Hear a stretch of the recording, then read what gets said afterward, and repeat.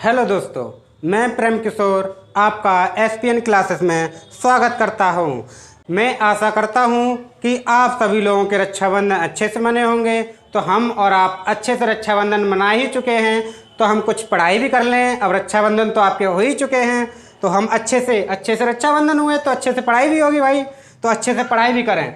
तो वीडियो को शुरू करने से पहले लाइक और चैनल को सब्सक्राइब जरूर कर दें, जिससे हमारे नए वीडियो आपको डेली के डेली मिलते रहें और हमारे आप चैनल के साथ जुड़े रहें।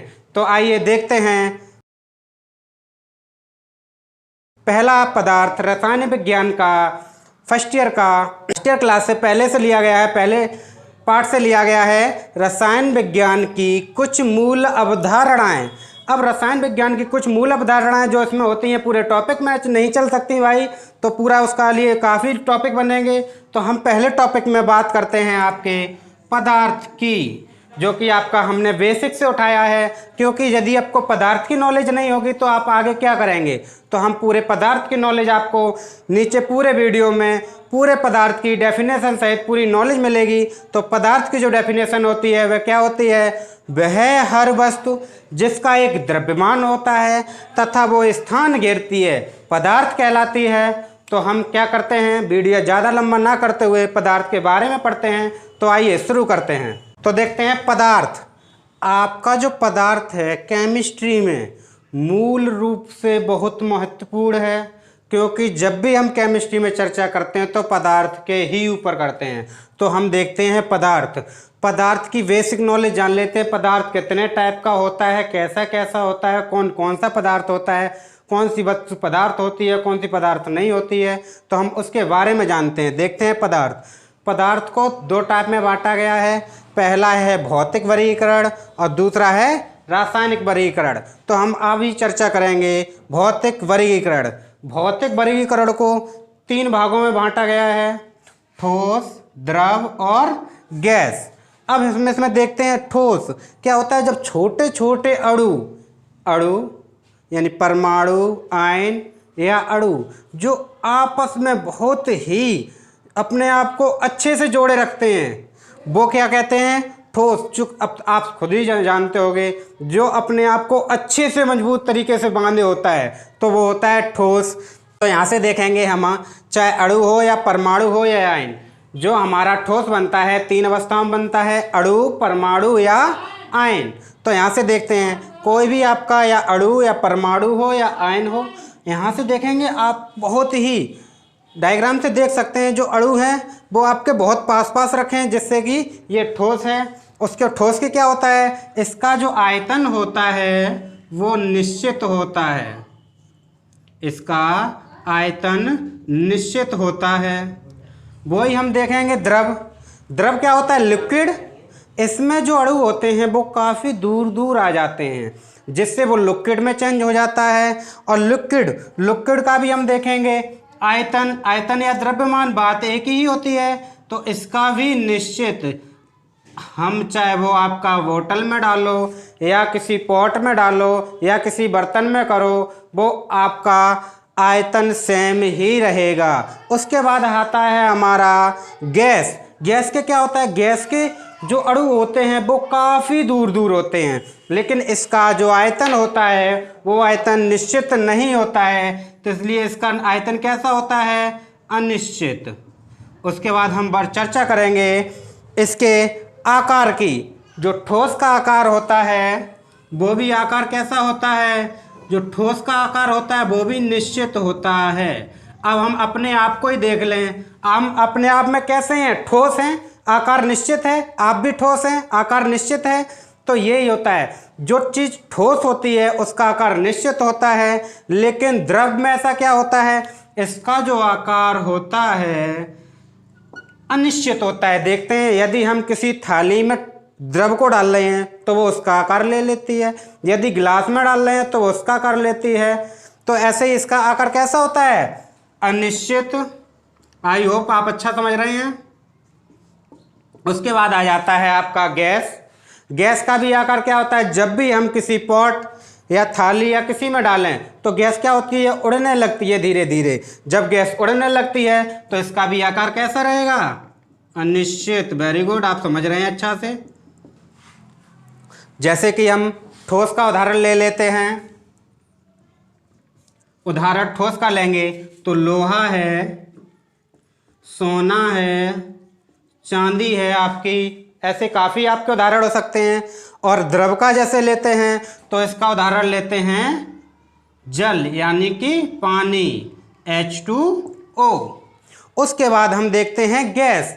गैस में देखते हैं क्या होता है। गैस का जो उदाहरण होता है वो क्या है, हाइड्रोजन गैस, ऑक्सीजन गैस या आपकी वायु, कुछ भी हो सकता है। काफ़ी उदाहरण हैं, जैसे जैसे चैप्टर बढ़ेगा वैसे वैसे हम बताते रहेंगे। अभी आप बेसिक नॉलेज के लिए समझ लें ठोस क्या होते हैं, द्रव क्या होती है और गैस क्या होती है। अब हम चर्चा करेंगे रसायन विज्ञान यानी रासायनिक वर्गीकरण। देखते हैं रासायनिक वर्गीकरण। आपका जो रासायनिक वर्गीकरण है उसे दो प्रकार से बांटा गया है, शुद्ध पदार्थ और मिश्रण। शुद्ध पदार्थ यानी प्योर सब्सटेंस। उसके बाद हम इसमें देखते हैं एक ही प्रकार के अभिकर्मक, जिसमें एक ही प्रकार का अभिकर्मक पाया जाता है उसे बोला जाता है शुद्ध पदार्थ। इसमें दो प्रकार के अभिकर्मक होते हैं। पहला होता है तत्व यानी एलिमेंट, दूसरा होता है आपका यौगिक यानी कंपाउंड। हम पहले बात करेंगे तत्व की। तत्व में क्या होता है आपका एक ही प्रकार के इसमें परमाणु होते हैं, एक ही प्रकार के परमाणु जैसे कि आपका HViO2 यानी ऑक्सीजन, हाइड्रोजन, आपके ऐसे भी कार्बन, एक ही प्रकार के ETC, एक ही प्रकार के। जैसे कि हम देखते हैं यहाँ से देखो, अभी हमने बताया था एक ही प्रकार के अभिकर्मक, जो भी होगा अभिकर्मक होगा शुद्ध पदार्थ होगा, एक ही प्रकार का होगा। एक ही प्रकार मीन्स देखते हैं जैसे हमारा यहाँ पे कोई पॉट है, सिलेंडर मान लेते हैं हम, सिलेंडर में आपकी गैस भरी होती है तो इसका ऑक्सीजन मान लें, सपोज कर लिया कि सिलेंडर में ऑक्सीजन गैस है आपकी, ठीक है। अब सिलेंडर में ऑक्सीजन गैस है, इसका मतलब उसमें प्योर ऑक्सीजन गैस है, ऑक्सीजन गैस के अलावा कुछ नहीं होता है। सिलेंडर, जब भी आप सिलेंडर देखते होंगे तो उसमें ऑक्सीजन गैस होती है या और कोई भी ऑक्सीजन खाने वाली गैस यानी खाने पकाने वाली गैस जो होती है वो गैस, केवल गैस ही तो होती है। इसी प्रकार एक ही प्रकार के परमाणु, कोई भी बर्तन हुआ या कोई भी आपका पॉट हुआ, उसमें आपका एक ही प्रकार का परमाणु हो उसे बोलते हैं तत्व यानी कि एलिमेंट।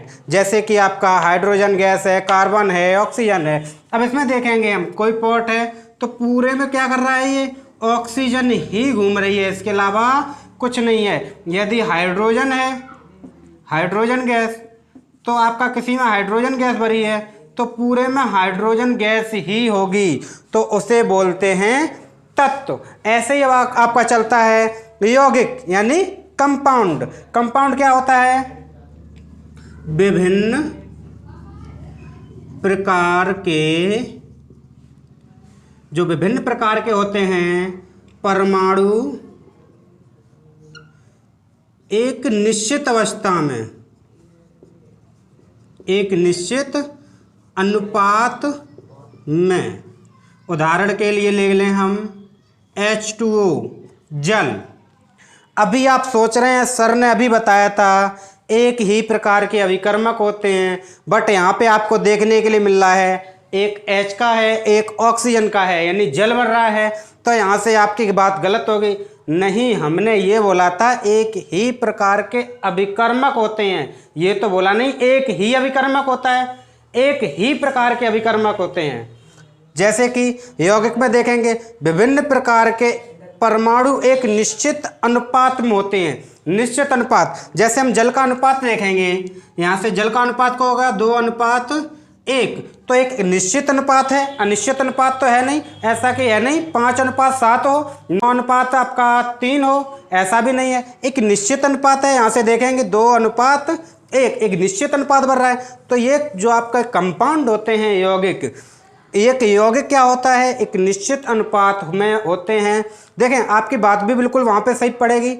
एक ही प्रकार के अभिकर्मक, अभिकर्मक माने होता है आपका कोई भी पदार्थ। यहाँ पर देखते हैं आप जल एक ही प्रकार का है। जैसे हम किसी बर्तन में जल ले लें, H2O, H2O, H2O और H2O, यही तो होगा। यहाँ से देखेंगे दो आपके जो यौगिक हैं, दो प्रकार के परमाणु हैं और एक प्रकार का, दो प्रकार के हैं, एक हाइड्रोजन है एक ऑक्सीजन। जो बन रहा है वो एक यौगिक बन रहा है, कंपाउंड यानी एक अभिकर्मक बन रहा है। एक अभिकर्मक मीन्स एक ही पदार्थ है, जल एक ही पदार्थ है। जल का जब मिक्स करेंगे तो एक ही पदार्थ होगा। ऑक्सीजन हाइड्रोजन को जब मिलाएंगे तो एक ही पदार्थ बनेगा जो कि जल है। ऐसा तो है नहीं इसमें दो पदार्थ बन रहे हो, नहीं, एक ही पदार्थ है। क्या है वो? जल आपका। तो यहाँ से एक ही प्रकार का है तो इसका मतलब एक ही प्रकार के अभिकर्मक होते हैं। और तत्व में क्या होता है? एक ही परमाणु होता है, चाहे कोई भी ले लो, चाहे हाइड्रोजन हुआ चाहे ऑक्सीजन हुआ। और यौगिक में क्या होता है? एक ही प्रकार का अभिकर्मक होता है, लेकिन उसके जो परमाणु होते हैं उसका अनुपात, दो परमाणु भी हो सकते हैं, तीन परमाणु भी हो सकते हैं, चार परमाणु भी हो सकते हैं, लेकिन उसका एक अनुपात निश्चित रहेगा। और अनुपात निश्चित होने के साथ एक ही अभिकर्मक बनेगा। तो ये बोला जाता है तत्व और ये होता है एलिमेंट। आई होप दोनों अच्छे समझ में आए होंगे।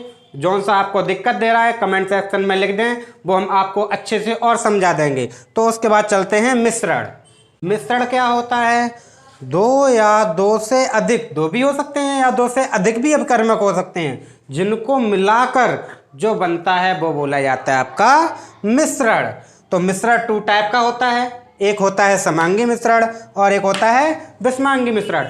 समांगी मिश्रण क्या होता है? सभी अवयवों का पूर्ण मिश्रण से संघटन एक समान रूप से उपस्थित। जैसे कि आप शक्कर और पानी को जब मिलाते हैं तो जो मिश्रण बनता है उसको जब आप घोलेंगे, घोलने के बाद देखें आप अच्छे से उसे घोलें पहले, उसके बाद देखें आप चाहे एक चम्मच ऊपर से लें, उसके बाद जब पानी को नीचे से पिएं तो समान रूप से ऊपर से और नीचे से समान रूप से आपको एक ही स्वाद में मिलेगा। उसे बोलते हैं समांगी मिश्रण। प्रैक्टिकल के लिए आप प्रैक्टिकल कर भी सकते हैं। आज क्या करना? आज बोतल लेना, उसमें चीनी और जल घोलना आराम से, और क्या करना? दोनों को अच्छे से मिला के ऊपर से पीना नीचे से पीना।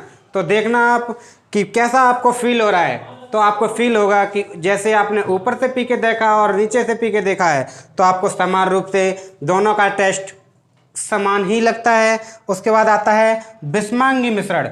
विषमांगी मिश्रण में क्या होता है आपका? अवयव मिश्रण में समान रूप से उपस्थित नहीं होते हैं। जैसे कि आप जल ले लें और थोड़ी मिट्टी ले लें, जल और मिट्टी को काफ़ी देर घोलने के बाद उसमें देखते हैं आपका ऊपर का भाग कुछ और दिखता है, नीचे का भाग कुछ और दिखता है और बीच में कुछ और भाग होता है।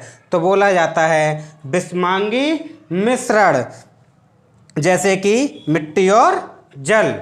तो हमने अभी मिश्रण के बारे में पढ़ा। बे अभिकर्मक को मिलाया जाता है, दो मिलाएं या तीन मिलाएं, जो अभिकर्म मिलकर के तैयार होता है उसे बोलते हैं मिश्रण। समांगी मिश्रण में क्या होता है? आप कहीं से भी देख लें, समान रूप से जो घुल जाए उसे समांगी और जो असमान रूप से घुले उसे असमांगी। सिंपल तौर पे आप कह सकते हैं। तो आई होप कि हमारा पूरा वीडियो आपका बहुत अच्छा लगा होगा। तो हम इसमें आगे बढ़ते हुए और भी आगे बातें करेंगे, वो कि आपके अगले लेक्चर में होंगी। तो हमने अभी पदार्थ के बारे में जान लिया कि पदार्थ को कैसे कैसे बांटा गया है, कितने प्रकार के होते हैं। तो उसमें हमने क्रम से सबको अच्छे से आपको सिखा दिया है। अगर आपको कोई भी दिक्कत होती हो या कोई भी जानकारी समझ में ना आ रही हो तो हमारे कमेंट सेक्शन में ज़रूर लिख के भेजें, जिससे हम आपका वीडियो बहुत अच्छे से बनाएं, आपको भी अच्छे से समझ में आए। लेकिन कमेंट सेक्शन में ज़रूर लिख के भेजें सर अच्छा वीडियो लगा या सर और बेहतरीन बनाए ऐसे। और हमारे व्हाट्सअप नंबर जो कि आपको स्क्रीन में मिल जाएगा तो उस पर संपर्क कर सकते हैं, जिससे आपको इसके PDF हमारे व्हाट्सअप नंबर पे मिल सकें, जिससे आप थ्योरी देखें और वीडियो को अच्छे से समझ के अच्छा सा उसे कवर कर सकते हो। तो इसके लिए हम अलविदा लेना चाहते हैं आप सभी से। अगले वीडियो में हम फिर से आएंगे और आपका फिर से स्वागत है। Thank you.